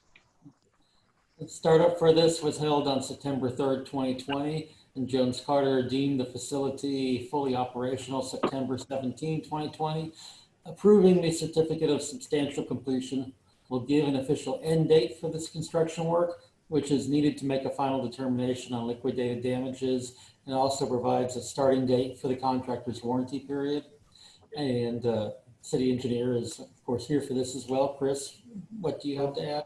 Correct. So this isn't your acceptance of the project. This isn't saying that you're paying them and not charging damages. This is essentially saying, yes, it's substantially complete. It's online. It's operational, which it is. And now what this does is it kind of sets in stone from the difference between his original contract period end date and this end date to go back and calculate the damages, and then all the kind of backup to that to come back to you at your next meeting to see how you want to proceed with damages. What's your estimate of liquidated damages? I You think don't it was have to be exact. around $90,000 if I remember right. Wow. That's going to hurt them. That's a big number. It is. With no weather event. And that's what we've been collecting from them is, some of the delays were energy related and waiting on power. So we're getting, documentation of all those kind of acceptable delays, you could say, to present to you. So you have all the information in front of you to see what's fair. Right. But that was like Hurricane Laura related. That was a very short period of time. I completely agree. Yeah, there was, that might count for a week or two of, the 6 months, but yeah. It's not. I'm glad you had the operation of the bypass in the contract also, because Yes. that'd been another big bill. Correct. Yeah. I move to approve the certificate of substantial completion for the Stuart Creek Wastewater Treatment Plant Lift Station Relocation Project. Second. It's approved and seconded that we approve the certificate of substantial completion for the Stuart Creek Wastewater Treatment Plant Lift Station Relocation Project. This motion is debatable, amendable, requires majority vote. It's open for discussion. All those in favor of approving the certificate of substantial completion for the Stuart Creek Wastewater Treatment Plant Lift Station Relocation Project, say aye. Aye. Those opposed, say no. The ayes have it and the motion carries, and we will approve the certificate of substantial completion for the Stuart Creek Wastewater Treatment Plant Lift Station Relocation Project. Next item of business on your agenda is item number 7. Consideration of possible action regarding amending section 98 through 50 of the zoning ordinance, or 98-50, of the zoning ordinance pertaining to membership and appointment to the Planning and Zoning Commission. Okay, this item is really a cleanup item. The City Council dissolved the Zoning Board of Adjustment in 2019 and takes up the actions that would otherwise be performed by the Zoning Board of Adjustment itself. In reviewing the Planning and Zoning Commission appointment process, which we're now engaged in for the next round of appointments, the City Secretary discovered that the zoning code requires the Planning and Zoning Commission to contain at least one member of the Zoning Board of Adjustment. Since City Council members cannot concurrently serve on P&Z and City Council, the staff recommendation is to remove this requirement and clean up this section I'm not going to read that whole section, but you can see on the agenda report that we're striking the statement, at least one member of the commission shall be a member of the Board of Adjustment. So, and so that's what the perfectly proposed logical. ordinance here does.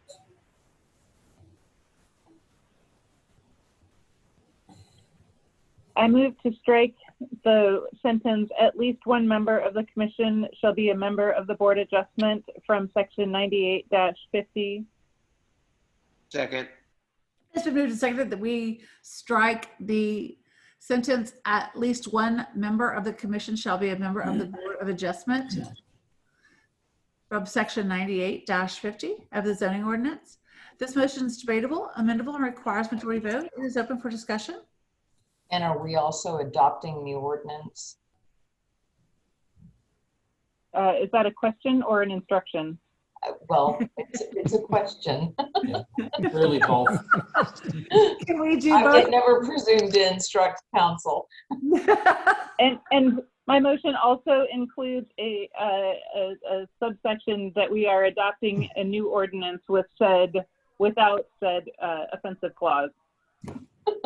Thank you. All those in favor of striking the at least one member of the commission shall be a member of the Board of Adjustments from section 98-50 of the zoning ordinance and the amendment as presented, say aye. Aye. Those opposed say no. The ayes have it, the motion carries. And we will strike at least one member of the commission shall be a member of the Board of Adjustment from the zoning ordinance, section 98-50 with the amendment as presented. Next item of business on your agenda is item number 8. Consideration of possible action regarding establishing minimum standards for creation of special purpose districts. Okay. City Council in recent years has allowed 2 in-city MUDs, and some of the discussion that has gone along with that previously has been looking at establishing some sort of standard guideline, something that helps us, justify, what is the need? Why should the city allow these? In the terms of, a special purpose district, and that would probably most commonly may exclusively in the future be a MUD or a municipal utility district. So instead of looking at these guidelines, what would the need be and why should the city allow a special purpose district in city and in the ETJ? As staff has looked at this, we've looked at a wide variety of purposes as to why we might or might not want that. One of the things we've determined is that we wanted to try to avoid the cookie cutter approach because one size doesn't really fit all in this situation. And what we want to look to do is to develop a concise framework to guide the city in developer negotiations. As we've looked through how we would want to approach this, we have 3 fundamental goals in mind. One is, how does it benefit the residents of that district? Primarily amenities. They may be things like pools, splash pads, related to other recreational uses, amenities. But what do they provide of concrete and usable value? A second would be, how does that benefit the broader community? Perhaps it offers a wider variety of housing type, not available in the city, or some other benefit to the community, that it brings us something that we're looking for, something that we need. And then overall, how does it benefit the city? Is it fiscally beneficial to the city overall? Are there other benefits? What does it bring us that we don't have? What does it bring us that we need? Some of the criteria that we've discussed involved include things such as minimum sizing of the district or even potentially a maximum size. Should we require a sunset provision that ultimately that it would have an end date? It would not be perpetual in length. When they issue bonds, would it be something that we require city council approval on what the components of the bonds are? We could have a voice in the financial transparency of these districts as they are as they're operating. perhaps that district wants to offer amenities the city ultimately would not want to fulfill. In that particular case, we may require that there be an HOA or another entity in place that would take on the maintenance of those items that would not ultimately want to be transferred to the city, especially with the sunset provision. What we're looking for here is to get some discussion and some input back from City Council, but ultimately, the staff recommendation is to direct the city staff to work with a MUD-specific attorney to develop special district guidelines that will meet these 3 fundamental goals that I outlined.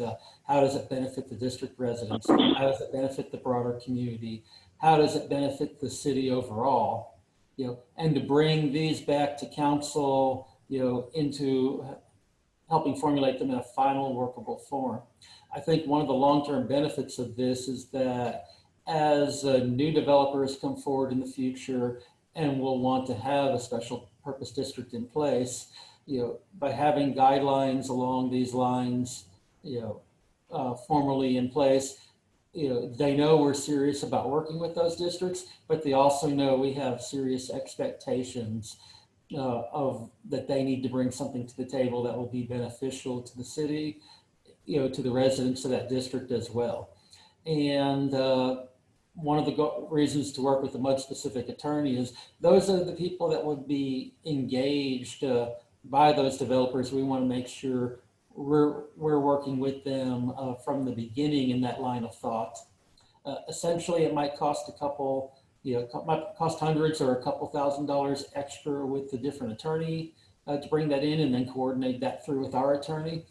The benefit of that can be, we could avoid thousands, tens of thousands, potentially even hundreds of thousands of dollars of mistakes down the road. And so those are the thoughts that staff has put into bring this recommendation to council. And so want to be able to bring these together again to restate that, since I've elaborated, the recommendation is to direct city staff to work with a MUD attorney to develop the special district guidelines to meet those 3 fundamental goals discussed earlier, benefiting residents, benefiting the broader community, and benefiting the city as a whole. And so I'd like to offer that to council and any comments that you have. Richard, do you have someone in mind, or do we have someone in mind between everyone here on this call? Well, I haven't contacted anyone specifically. There are several large firms in the Houston area that probably among those several firms, encompass at least 80%, perhaps as much as 90% or more of the MUD creations. And I've interacted with those firms in the past. I would, before contacting anyone, discuss with the city attorney here to see if he has any specific recommendations on that as well. Some overall objection, Go ahead. consistent objection to MUDs, in-city MUDs, is that I've always felt that they don't provide services commensurate with what the taxing amount is. That, the city is providing water, we're providing sewer, and that's, what MUDs were traditionally set up, they're utility districts. So, we're providing the utilities. What are our residents getting if they buy into an in-city MUD? And I think that by setting up a framework, by having a professional working for us rather than sitting on the other side of the table, will really make it easier for elected representatives in the future. Say, no, we've thought about this. We proactively looked at things and set up guidelines so that at least you can look them in the eye and say, we did a good job of working for you as MUD residents, as regular residents, current and future, to maximize the benefit for everyone. And, sitting on the city council side of the table, we obviously had a different lawyer at the time, but I felt significantly outmatched. I felt like we were being told what we should be doing, which, in any negotiation, you never want to rely on the person on the other side of the table to tell you what's best for you. And I think that being proactive in the situation to develop the guidelines to decide what our goals are, which I think, Richard, you've established 3 principles that at least I can live with, and that are important, to be able to work towards. I think that that's an important step to live with MUDs, which are obviously here to stay. Yeah. And I'd like to add, I don't think that, asking for be able to direct, to work with, a MUD-specific attorney, there's no disrespect intended towards our current city attorney. He's got a wide range of experience that involves dealing with MUDs, especially from a municipal perspective. But we want to get the widest possible range of opinion from both sides of that issue so that we can best position the city, but best protect the current and future residents of the city as well. Right. I mean, you can have the best heart surgeon, but you go to a cancer doctor if you have cancer. I mean, there's people who specialize in things even when they're very good at something else. So I think that having somebody that we will later face on the other side of the table writing our guidelines is the smartest thing we could be doing. And then having our own astute attorney help us navigate our own guidelines once we're there. I agree, especially when you start mixing MUDs inside city limits. And, I was not really thinking that, you could have a MUD that then just dissolves and the city owns everything. I mean, I think that would be a particularly difficult set of circumstances to navigate. You would really want to think long and hard at the creation of the MUD, what that means for the city and the residents and what we inherit if that happens. Yeah, so there are a lot of circumstances that I think we're just totally unprepared for as we currently stand. And, I know that with all of the undeveloped land in our city and in the ETJ that, this is, as the crab says in some cartoons, this is happening. So we have to get moving now. Right. And as you say, this is happening. It's not a matter of if, this is a matter of when and how many times that we will be approached on this issue. So it's really a matter of the city staff and the city being prepared for those discussions. It is always better to be prepared on the front end. Yeah. You don't want to have to be playing, catch up when, the developer has walked in the door already and you're trying to then figure out what your plan is sort of after the fact. So it's very good to be proactive.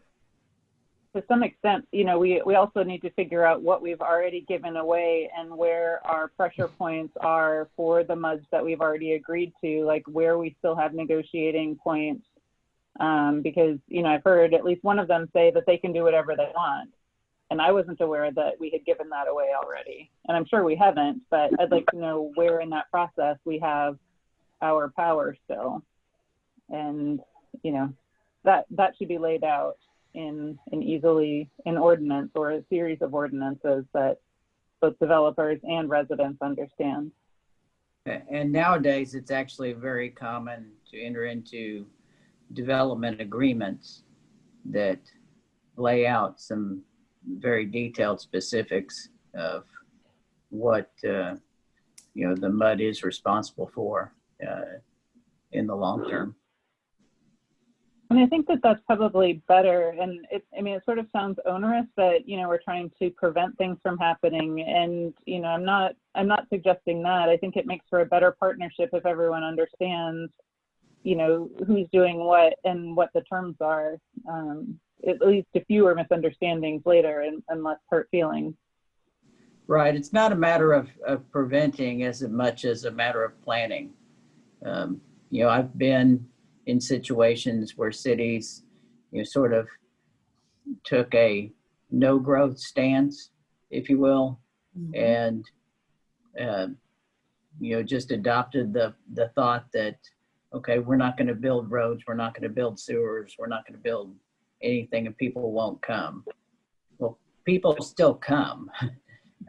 people are still going to like your city and want to move in, and they're going to move in, and then the roads are going to be inadequate and the water lines are going to be inadequate, and you're going to be playing catch up if you're not ahead of the game. So, I mean, that's one of the things I liked about you guys when I first interviewed with you. You're forward thinking and being proactive. Everything is cheaper if you plan ahead for it, and saving a little bit is good too. I mean, it's like you said, playing catch up is, you know, it costs you double at least. So, You're negotiating. and again, right, that too. But I'm just And thinking, you're in a planning rush together. in those cases. You're in a rush, Mm-hmm. and that's when you miss things. That's right. Mm-hmm. It's easier to put together something and back off or negotiate terms if you have them in place. It's harder to get them in place if they're not already established. Or again, even just negotiate or understand what their plans are so you can do your plans. You know, if you have somebody who's building a 500 house development on 500 acres that's inside and outside the city limits, I mean, 500 is, you know, we've only got 800 count connection now. So that would, knowing what their rollout timeline is and agreeing that, you know, that, okay, so we'll build this next year, then we'll build this the year after. And they agree that, okay, we'll do 100 houses this year and 200 more next year. So if you understand how you plan on working together, then everyone is ready at the same time for the impact. And so that doesn't have to be restrictive. It just has to be choreographed. So again, I think it's better for us to understand and set up a framework to look at it more of as a partnership than an adversarial situation, but also look at ways that we can, again, keep what we love about the city in place. Because we haven't been anti-growth, but we do want to see if we can keep it Montgomery and use the tools that we have to achieve that. So Richard, do you need someone to make a motion for this, or is this just a discussion? You know, it's like, I'm not sure how specific the need for motion is, but I think having the motion to give me this direction, you know, helps solidify that we have a record of it, and especially, you know, puts in place a record that the council is definitely in favor of moving this direction. Okay. Were there any more questions for Richard? I've got a motion ready. All right, well, in that case, I'd like to make a motion to direct the city staff to explore working with a MUD-specific attorney on behalf of the city of Montgomery, Texas. Second. It has been moved and seconded that we direct staff to start working with a MUD-specific attorney on behalf of Montgomery, Texas. This motion is debatable and amendable and requires majority vote. It is open for discussion. I'd like to just add to that I am on board with your three main points of, or your three main goals of this, and I hope everyone else is thinking that as well, because I think you articulated it very nicely. Yeah, for sure. Yep. Thank you. All those in favor of directing city staff to start working with a MUD-specific attorney, say aye. Aye. Those opposed, say no. The ayes have it, and the motion carries, and we will direct staff to start working with a MUD-specific attorney. The next item of business on your agenda is an executive session. I believe that the next Zoom link has been sent to you. So it is exactly 7:49, and we will head into executive session. Sarah, are you going to read out the whole thing? Yes, sorry, I can. I'm on my computer here, sorry, I apologize. It's a little thrown off this evening.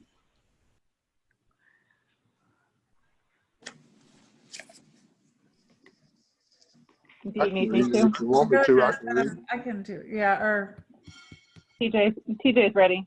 Jay can, okay. Okay, the city council reserves the right to discuss any item listed under this heading or any item listed above in the executive closed session as permitted by law, including if they meet the qualification in section 551.071, consultation with attorney, 551.072, deliberation regarding real property, 551.073, deliberation regarding guilt, 551074 personnel matter, 551076 deliberation regarding security devices, and 551087 deliberation regarding economic development negotiations of Chapter 551 of the Government Code of the State of Texas. And it is what time is it? 7:51.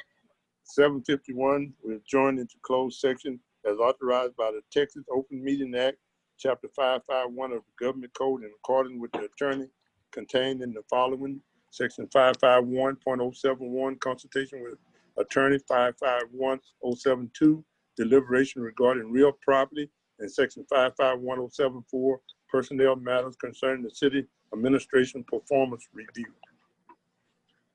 And it is See you on the other side. We'll see you there. Thank you.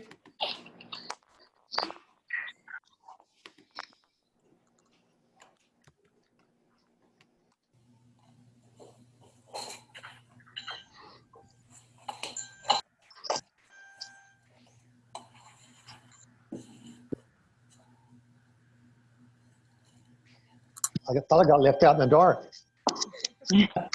I did too. I had to run from Richard's office back here. Sorry about that. I thought she was taking a nap. No. I'm just kidding. She had to run down the hall to let you in because it's on her computer. All right. Let me, it is 8:34 and we will reconvene into regular session.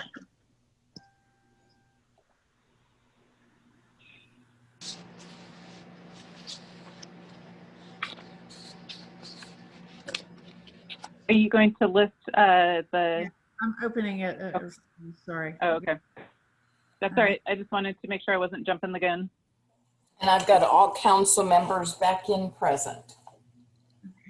All right, possible action from executive session. Number 10, consideration of possible action, if necessary, on matters deliberated in closed executive session. I would like to make a motion that we offer our city administrator, Richard Tram, a 3-year contract, a $10,000 raise for this year, and note that he exceeds expectations. Second. Was that Tom Cronin second? yes. Okay. It is and seconded that we offer the city administrator a 3-year contract with a $10,000 bonus. And sorry, Rebecca, it froze, so I don't know what you said after that. It was a $10,000 raise, and note that he exceeds expectations.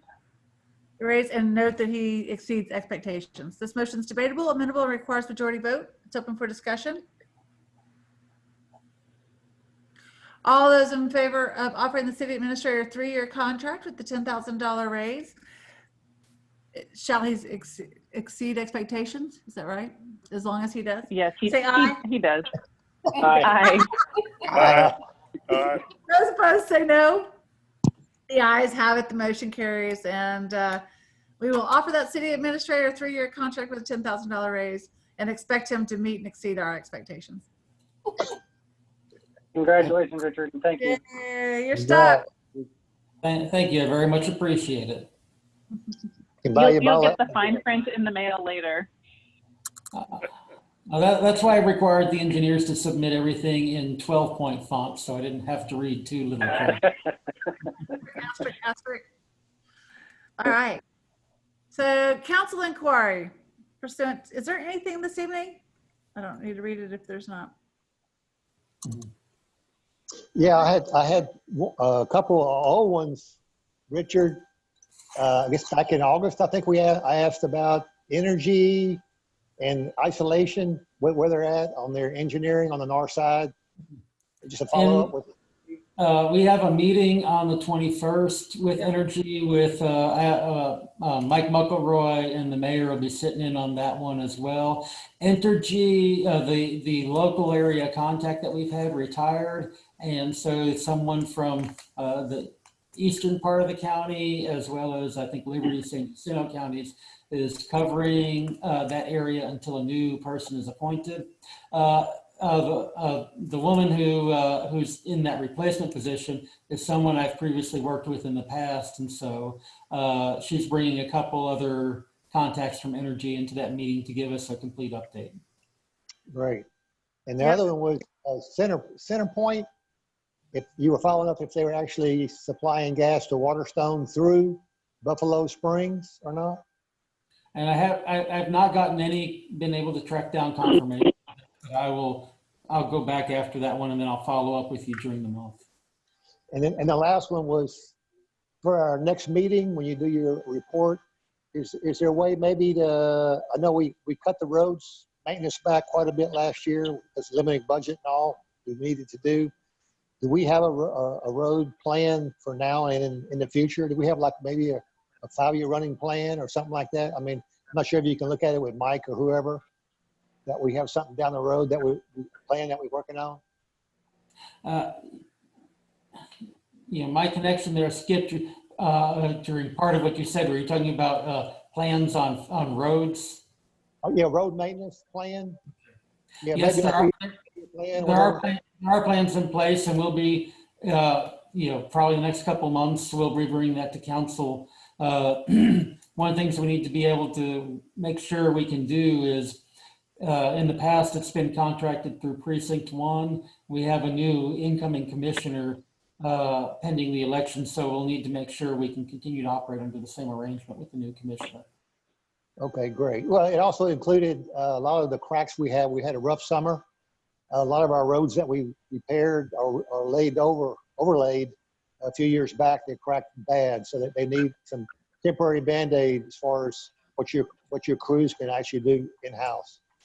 I'll speak with Mike about that, but now that we're in a new fiscal year, we have some more additional funds available to that since we're starting over, and so I'm sure he'll be on that as well. And it's cooler, or well, not this week, but at least it's we have hopes of it getting cooler. So I know the the guys are not so hot on crack sealing in July, but they might be a little bit more enthusiastic in November. Yeah, if we can just have a November day, not in the 90s. Yeah, there's a small window. If you wait too long, it's too cold. Because one year the city did it when it was cold, and that was like taking a magic marker and running over that big crack. It didn't do nothing. We just wasted our money. Well, that might have been the company, because when the guys first did the crack sealing ourselves, what we found is that some of the spray marks were actually done over perfectly good pavement. So it was quite insightful when we did it ourselves. Yeah, it was the contract crew we paid. We just wasted our money. Yeah. Yeah. So it could have been the weather. It could have just been their lack of enthusiasm for what actually isn't a great job at all. Our crews don't like it, but they're willing to do it because that's how they do every job, is do it well. But yeah, when you're walking the entire city and looking down at the ground at every crack, they found some interesting things about our previously outsourced crack sealers. All right. Thank you, Richard. You're welcome. Richard, I just sent off a note to Mike with Centerpoint that we worked with on the gas, and we'll get together with him. Right, thank you. He's now moved into a management role, so I think we'll be in good hands. All right. Anything else? If not, then I'd like to make a motion to adjourn. Second. It's been moved and seconded that we adjourn this meeting. It is this motion is debatable, amendable, requires majority vote. All those in favor of adjournment, say aye. Aye. Those opposed, say no. The ayes have it. The motion carries, and we will adjourn this meeting. It is officially 8:42 p.m. Thank you very much. Bye, everybody. Thank you, everyone. Thank you. Good night.